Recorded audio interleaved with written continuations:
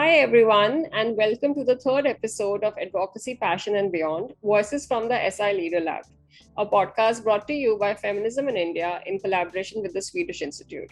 I'm your host, Japleen Pasricha, and today we are talking about surviving from passion, creating resilience, and healthy sustainability. And with me, I have two guests as usual. First, let me introduce Sonal Dhanani from Pakistan. Sonal works as a trainer, creative professional, and a therapy practitioner in Pakistan. She grew up in Karachi and received a master's degree in marketing at the E03 University, and thought that she would spend her career as a marketeer, but only to discover after an internship that it wasn't her calling and that she was interested in making a tangible impact in her country. Hi, Sonal, how are you feeling today? And thank you so much for joining us. Thank you so much, Japleen. And you have asked a very interesting question. That's usually the first question I ask in my therapy session. And I feel present in this moment, and I'm excited to be here. Thank you for having me. Learning from you, Sonal. And I also want to introduce our second guest, Nesmah Mansoor from Yemen. Nesmah works as the Communication Advocacy Officer at Peace Track Initiative, where they aim to create a space for missing voices and contributions of women, youth, and civil society organizations at the peace and political processes. They also work under the methodology of feminist peace building. Hi and welcome, Nesmah. How are you feeling today? Hi, Japleen. Thank you so much. I'm feeling quite well and very looking forward for us to have this conversation and very happy to be here with you. Thank you so much, Nesma. And now, Sonal, I would like to begin with you. As introduced, as mentioned in your introduction, you trained to become a marketeer, but then completely changed and now work in the mental health space. So I want to know what was the motivation behind this change? So, I always say that marketing also had a touch of being creative. So, creativity remained to be the core of it. And even now in the mental health space, largely my tool is using art for the therapy purposes. So, the creativity was there, but I wasn't happy. I was looking for something, and I wasn't sure that I will end up in the space of mental health and how I will end up intersecting mental health for countering violent extremism in Pakistan. But then, unfortunately, I come from a minority, religious minority in Pakistan, but I have never experienced any, any terrorist attack in my community. But back in 2015, I happened to experience one in which I lost my very dearest younger brother. And that was the first experience where I got to see the 47 coffins together in my life. I saw people in a very different suffering. And that moment I realized that how a stable individual is very important. Because the person, the mastermind behind the entire attack was a graduate of one of the finest university of the country. And that brought so many questions to me, that why someone who's educated, someone who's exposed, someone who is among the people would do something like this. This person is not someone who is not into institutions, someone who doesn't have cross culture, ethnic or religious exposure, who's not meeting people. Why it was so easy to mobilize a person like this. And eventually I came to the conclusion that every violent act in Pakistan was concluded by giving remark that the person was struggling with something related to the mental health. Then I found out that these spaces in Pakistan to channelize your emotion are absolutely zero. There are no spaces where people can go to express their anger, to express their emotion, to channelize their energies into positive way. And that's where I wanted to find, if therapy is so expensive and there are so many taboos attached to discussion of mental health in families, then what can we do? What are the soft approaches which can be brought to the larger communities, which are easy acceptable to the people? So we came up with the tools like art therapy, music therapy, play therapy, cinema therapy, dance therapy. And I started my own organization called Parinde, which is an Urdu word for birds. The larger idea of picking word Parinde, birds, for the organization name was the concept of freedom, of coming out of a cage. And when you are emotionally unstable, it's such a case. It's such a case. I'm sure so many people who struggle through anxiety, depression, or any sort of emotional instability can relate to it. So that's how this shift came, and that's how I ended up from being a fresh marketeer to the field of mental health practitioner. I still call myself a practitioner because this is such a field where you can never be expert. And now I just integrate different tools, and I still feel that people like would like to uh, create a balance in consuming and creating. And in any field, if you see, especially COVID has told us that a stable individual is important, be it in the field of corporate, be it finance, be it medicine, any field. So you really need to intersect mental health at the larger level in the society. So I feel that in mental health tools, emotional stability tools, our social stability tools are very important. And yeah, that's about it. Thank you, Sonal. Thank you so much. And I first would like to really acknowledge your and I'm so sorry to hear about your brother. I know that I've heard this story before. You have told me when we met in Stockholm, and even then I was in awe of you, and even today I am. I can't say this enough, but I am so proud of you. And I also want to thank you for sharing this with us today, not just with the three of us, but with the world who would be listening to this podcast, to, creating that space of courage and kindness. So thank you so much, Sonal, for that.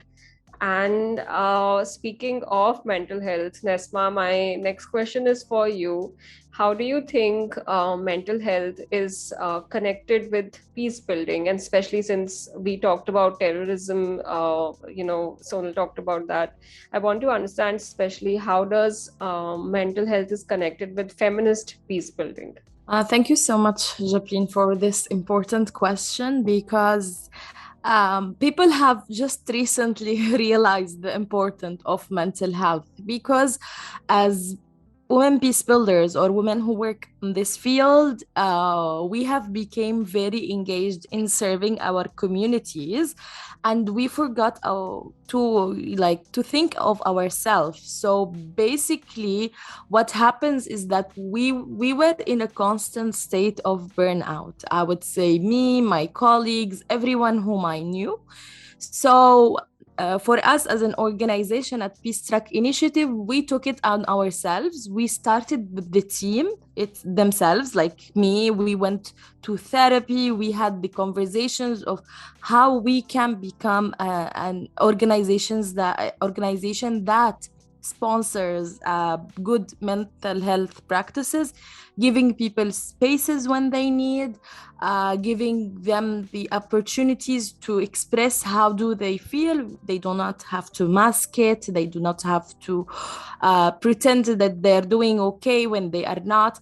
And this actually helps a lot our work at the end, because we better serve our community when we are taking care of ourselves. Also, when we talk about peace, we cannot continue saying that we advocate for peace, and sometimes deep inside of us we have so much hatred and so much resentness to the other party. So taking care of your mental health also helps you find your inner peace and help you serve your society way much better. We have also took these practices to our partners, to the women we work with, and honestly, like the feminist peace movement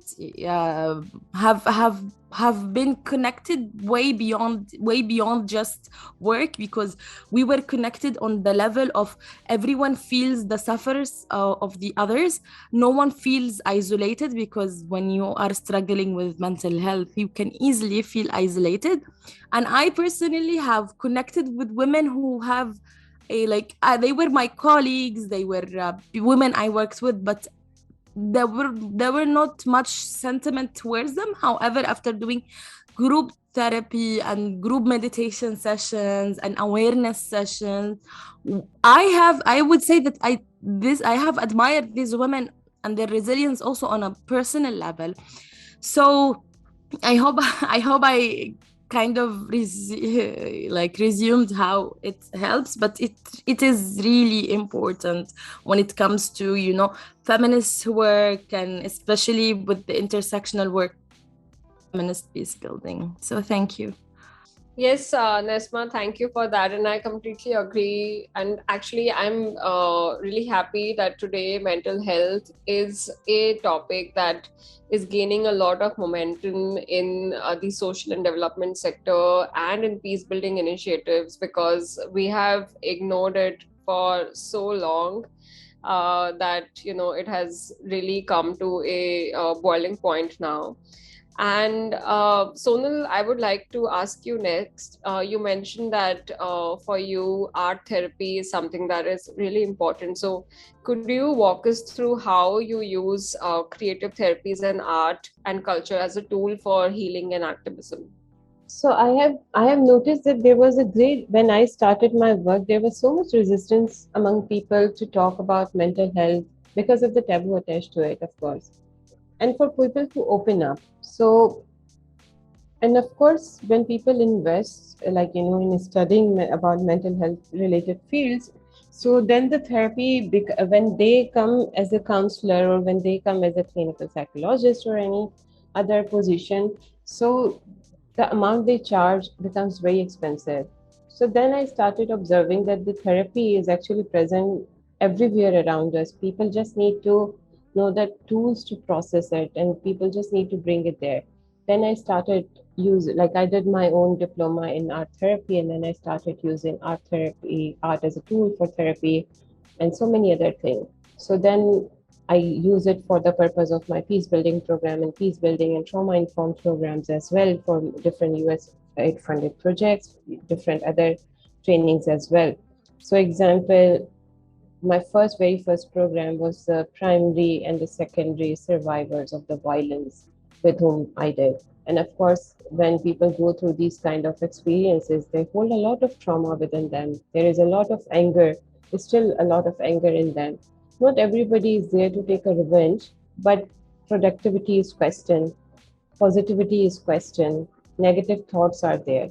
So I started using art as a therapy for them to channelize their emotions, for them to to hold spaces for them.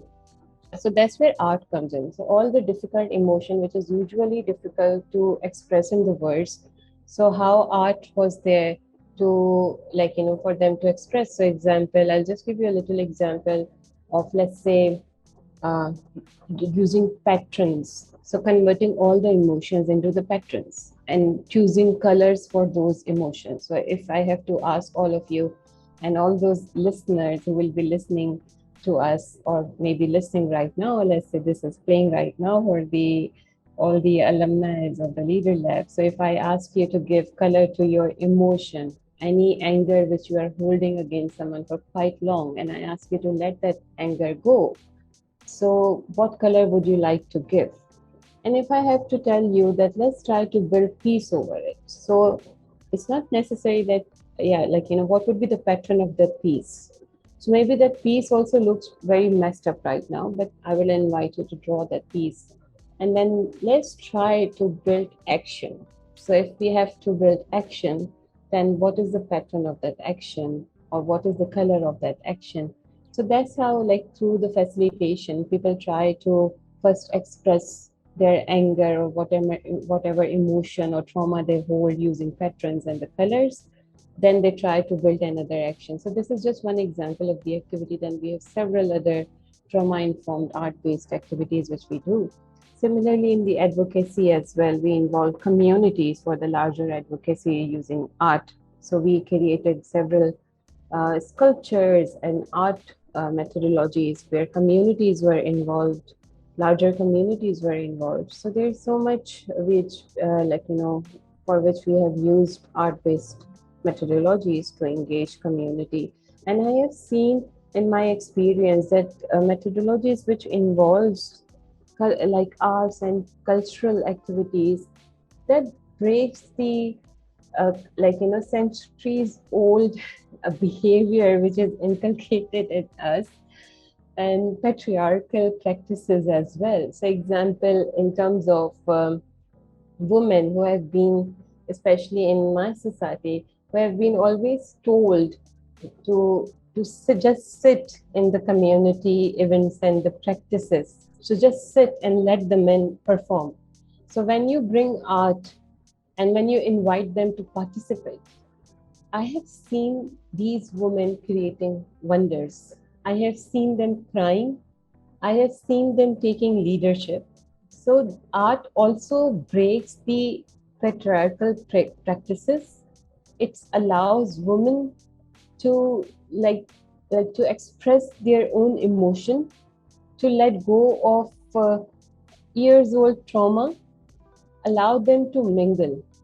So now I also understand that why in our culture the art was taken away from the cities, why all of these events through political, through religious movements were taken away, because these events were somewhere empowering women. And these events are automatically so healing. If you see all the cultural practices like singing, dance, because it's the power they hold is to express, and in expression, in its nature, is healing. As soon as you are singing, as soon as you are performing, as soon as you listen to a song, you're moving your fingers, you balance the consumption and creation. So all what you consume in the entire day, you start creating. In creation, it's cooking as well, is gardening as well. So any activity in which you are in which you are creating.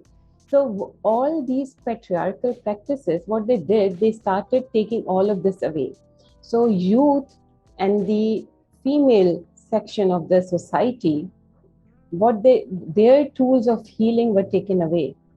And these men of the society, they had their own tool. So they, in our South Asian culture, started sitting on dhabas and having non-stop cup of teas and watching TVs. So they have their own form of expression or gathering, but the larger tools were taken away. So now I see that when all of these tools are coming back, when we do gatherings, a very simple activity of people putting their handprints make them happy like anything. Why? Because as soon as the paint touches their hand, it has that feeling, it has that power that it created something. Like it's their own expression. Their own decision to pick color of their own choice make them feel empowered. So I think arts and so many other forms of expression holds this power to empower society at large and to challenge all many other forms of oppression. Wow, Sonal, that's a very interesting perspective. I had never thought of art being used like this, and also what you mentioned about art moving away from cities and how it actually would empower women. I know that India and Pakistan have very similar culture, and in India also a lot of traditional art is still performed by women, and there are self-help groups now that are also turning into entrepreneurs. But that was very interesting, and I would someday, if I am ever able to come to Pakistan, would love to attend one of your workshops on art therapy. Now, moving on, Nesmah, in this context, I actually would like to know, how does your organization work with women and youth, especially refugees and people who are displaced in war? using for peace building or, any kind of mental health support? Thank you again for the question, Japleen. So basically, my organization works like we said feminist peace building, and I can break it down that feminist peace building can also be translated to people-centered peace work. So when we talk about the current peace process or any peace process in the world, people think of two parties that are in war, they sit together, they find a solution, etc. So our work and many partner organizations with us, we come and put the priorities of people in the table. We push for parties to include more women. We push for an inclusive process. We always working on pushing the priorities of the people on the ground, and the people on the ground whom their voices are missing or whom their voices are not being heard most of the time. So mostly the people who their voices are missing and whom being neglected in such processes are women, young people, and in their always in their intersectional perspective. So we have, as you mentioned, women who are displaced, women who have become widows, women whom their children were recruited forcibly. All of these people, their voices are not being heard. So for us, we go to the community. It's either through us directly or through partner organization. We sit with them, we do consultations, and we hear what do they need. And then we push for the inclusion of their need in the current peace process. A product we have produced that kind of compiles all of this vision. We have created a feminist peace roadmap, which is a guiding methodology for the mediators to include the issues of young people and women and the displaced women and women also in rural areas. So this is what we do, and for us, we're being always sensitive to their needs, always making sure that their needs are being prioritized, because unfortunately when it comes to a society that is going through war, the last thing that they think of is what these women needs, or what are young people missing, or what are the services we should focus on.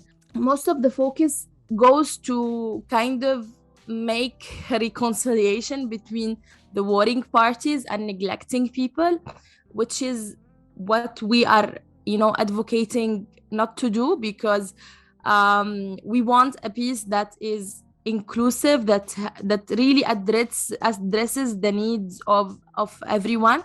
And we might not provide services because this is not in our mandates. However, we work into prioritizing the mental health and putting it as a component in the advocacy work that we are doing. So we understand that the impact of war, as Sonal mentioned, because we live in a troubled countries, that some extremism exists, and war and violence, and people's mental health have been damaged completely. Personally, I lived in Yemen since the beginning of the war until in 2020, and I have suffered from mental health issue, trauma, etc., and it became normal. Unfortunately, what is bothering me right now is that people are normalizing it and thinking that is a form of resilience, and saying, oh, we're Yemenis, we're strong. We're not. We're actually a traumatized nation. And if we do not go beyond this trauma and beyond this violence when it comes to the time where we achieve peace and we do not prioritize mental health, these issues will manifest in a very violent ways, and we will end up in an endless cycle of violence, and we will not go out. So prioritizing mental health and providing mental health support to the people is very important. Unfortunately, most of the aid that comes to Yemen comes to humanitarian aid, and it's emergency aid. Nothing goes to, not much, I would not say nothing, but not much goes to development, not much goes to mental health services. And this is a big issue donor countries should really seriously think of, because by numbers we see that the percentage of people who are suffering from mental health is increasing, mental health issues is increasing, and the facilities cannot take everyone. So yeah, unfortunately, the overall situation of the country is not promising. However, we're doing our best to prioritize all of these needs and make them at the center of the peace agenda of Yemen. Nesmah, I'm so glad that you brought this up about mental health needs of the people that we serve, and I also want to talk about the mental health needs of us, of activists, of people working in the social and development sector, and who are every day, navigating stories of abuse, violence, discrimination, etc. And Sonal, I will turn to you now, and I would like you, imagine there is a, young people who want to join. Sorry, I'll rephrase that. So, Sonal, I would like you to tell us, especially for young people who are listening into this conversation, who are joining the social sector or who are working who are activists and working on advocacy. What are the things that they should keep in mind while taking care of themselves mentally, as well as for their communities? Yeah, that's a very good thing. When we start with a lot of passion, with a lot of compassion, and many times we forget that. Just think that you are equal human as other community member. So many times we think that we should have a lot many solution and possible solution for everything. So community will be suffering from 10,000 things and I should be provider for 10,000 things. That is not possible. And in my journey, for like in my 9 year journey working with the community, I've realized that I will have to say no to few things, and I will not be there for everything which community needs. And it takes time to build this capacity to say no.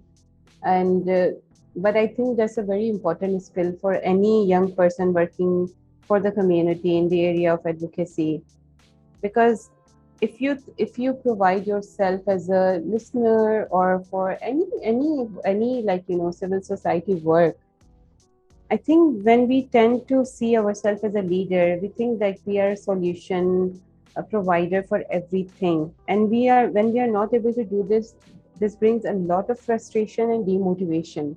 So allow yourself that many times I will not have solution, and it's okay.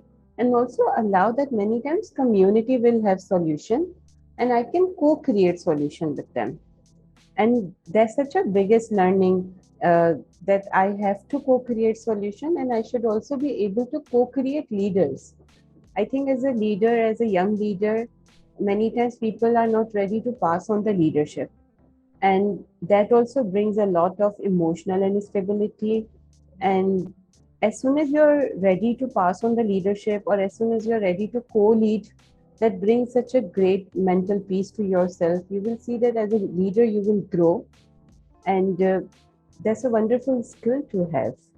And when you are there in the area to build resilient communities, I always say that, it means that you offer yourself the same resilience and same compassion which you pour into others for those who you hold the spaces. So do not forget that you can take pause, that you can set emotional boundaries, that you can set professional boundaries. It's very important that you know that I have to set healthy boundaries. So And many times we forget to, like, take break. It's important. In the beginning, there is so much energy, there is so much passion, that taking a break or taking a stop feels almost like, ridiculous to us, that how can I do this? But when you don't do this, then you crash. Ultimately you crash, and that's not good. That's very dangerous. So allow yourself to take break. Be compassionate to yourself. It's okay to unlearn. It's okay. Unlearning is a great process in advocacy work. You will fail. Allow yourself to fail. I think one of the very toxic trait of our upbringing in this, from the societies we come, is that we are not taught that what do you do when you fail. We are just taught to celebrate winnings, but what do you do when you really fail? So just teach yourself that how do I analyze why I failed, and it's okay to celebrate your failures as well, because many times your advocacy work will not bring the result which you were hoping. So in cases like this, and maybe you talk a lot about it, many people were really looking forward to it. So it's fine, bring that emotional stability, bring that mental stability, that it's okay if it didn't work, but then for the next time I have lessons. So it's fine, talk about it. I was reading one book, and it has this beautiful line that as soon as you start talking about it and accepting that it didn't work, it will start looking like, it will make you feel normal and better. Instead of hiding with the cupboard, it will somewhere unconsciously will tell you that something is hidden. So talk about it instead of hiding that.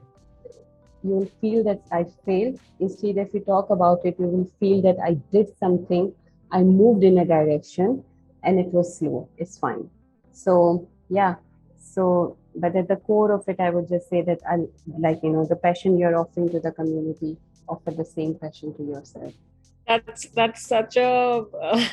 I don't have words right now because I'm personally associating with this a lot.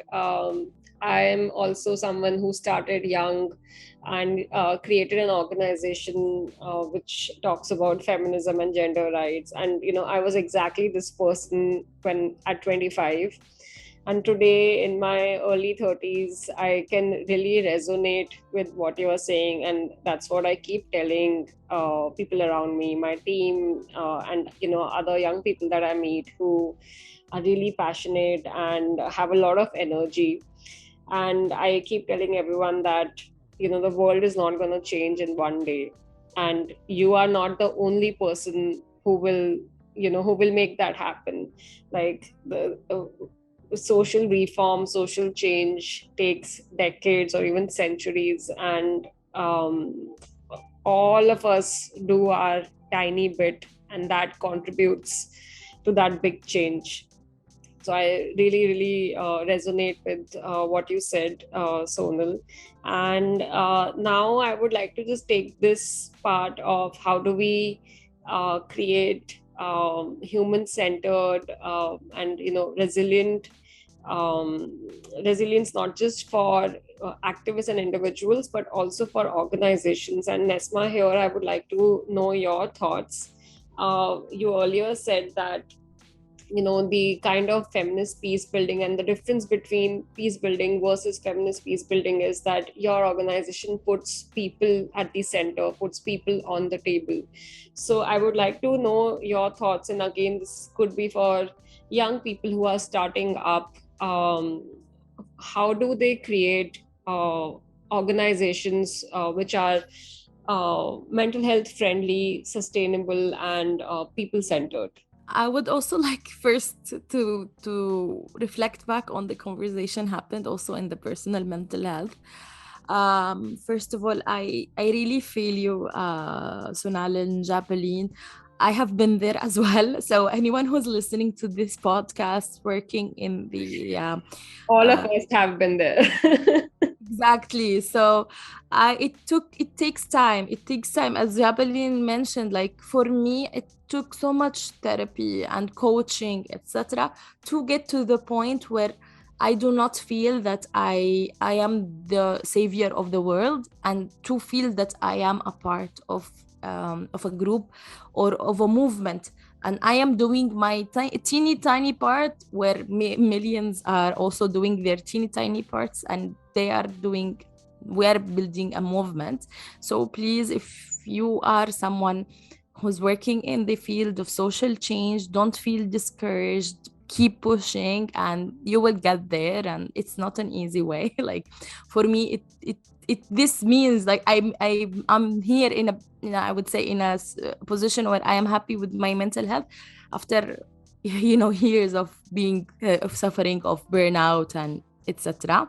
And I still have my setbacks, but I now know how I deal with them. So this is a good skill. Going to the question of creating, human-centered organizations. So basically, as a co-founder of Peace Track Initiative, it was from the very beginning, we said that this organization is also an organization that will serve us as much we serve it. So this means that no one is required to kill themselves for the sake of organization. We prioritize people's needs. We prioritize people's mental health. So and we also prioritize having conversations, open and clear conversations when anyone is not comfortable with the situation, because as much as we try to be human-centered or inclusive, etc., we are humans and we're still going to make mistakes. So the thing I believe it's the most important to always have these open conversations, because as someone with a senior level, people in the junior level sometimes feel unheard, feel that they are not well presented. So always try to open these spaces for them to express their needs, to give them space, because sometimes we are guilty of not giving everyone the space they want or the space they deserve, because some of the team members sometimes would like an invitation to talk. It's not like these other people who are very loud and they would just jump in and claim their space. So always make sure that you have these things in mind. I will go again to the topic of mental health. Human-centered organization prioritize the mental health of the employees. So having therapy that is available to the employees is important. Something that's helped us, like personally at Peace Track, we did group meditation together. Like we recently were able to meet after 2 years of separation. We had a team a strategic retreat in Jordan. So we took advantage of any calm moment and we did meditation together, hand to hand. It might sound silly for some, but for us, it really helped us to connect on a much higher level and to empathize with each other, to know each other. The fourth thing is to foster a culture. The fourth thing is to foster a culture of self-care. We always make sure that we do not give people work at Friday afternoon. We working in the weekend is frowned up on unless it is extra important. Like we frowned up on people who work on the weekends, because weekends should be for family. And we always we encourage people to have their vacations, we celebrate them, and so there are many things to do. This comes from my organization and our experience. I know that there is much more to do, but in a nutshell, I would say that human-centered means that you always have an open ear and open mind to all of these people in your team, and make sure that you learn, and you would make mistake, but you will evaluate the situation, and you move forward as a team and as an organization. Thanks, Nesmah. I really like when you said that human-centered organizations are still run by humans, and humans make mistakes. And I think it is completely fine. I also don't believe that activists should be put on any kind of pedestal, because the moment we do that, whenever they make mistakes, we are so disappointed in them that we just cancel out everything that they have done apart from that one or many mistakes. So I really feel that we should so agree with what you said about humans make mistakes, and we should have that space for people to learn and unlearn, and also to come forward and be open about it. Because if we as feminist organizations are not going to create that space for empathy, for kindness, then what's the point even?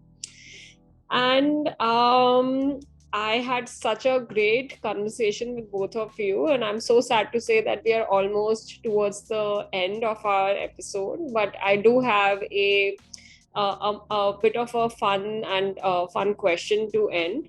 So, since all of us have been part of the Swedish Institute and have so many memories, with the program, I would like to ask both of you: is there a moment that really stuck with you, or was a aha moment for you, or has impacted your life or your work in any way? We would love to hear, and I'm sure the new upcoming Swedish Institute participants would also be really excited to know your experiences. So whoever wants to go first, please do. Because my main program was YCF, Young Connectors of the Future program.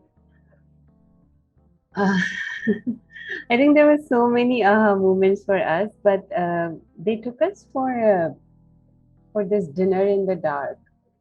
That experience still stayed. That really touched me.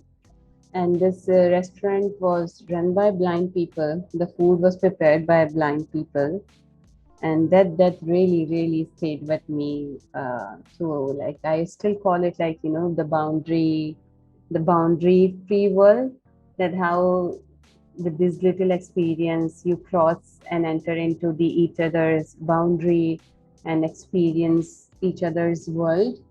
And how we call that this we are privileged, but how our privileges changes because that in their world they were empowered and we were sort of not empowered, and how we were dependent on them. So that exchange really stayed with me, and that was a very humbling experience. And and for anyone who's coming to Sweden, I think there is a lot for Stockholm is like home. Stockholm is such a homely city, and it's like I'm so jealous of anyone who's going. So yeah, do visit all the museums, do a lot of walk. If you are in the Stockholm, definitely do all the go to all the train stations, see all the artwork there at the different stations. There's so much in Stockholm, but I would definitely recommend a lot of walking and visiting all the free artwork in the city. Yeah, so my experience with Leaders Lab is a bit different because it was virtual, but it was as rich as I'm sure that meeting in person would have been richer, but it was such a rich experience meeting fellow activists and human rights defenders from parts of the world that are similar to my country. So my favorite moment was the session when we were learning about the neuroscience behind human interactions and relations. And for me, this was like a mind-blowing because it gave me tools to understand why people react, because many times I'd be like, but why do they do this? Why do they do that? I cannot understand it. But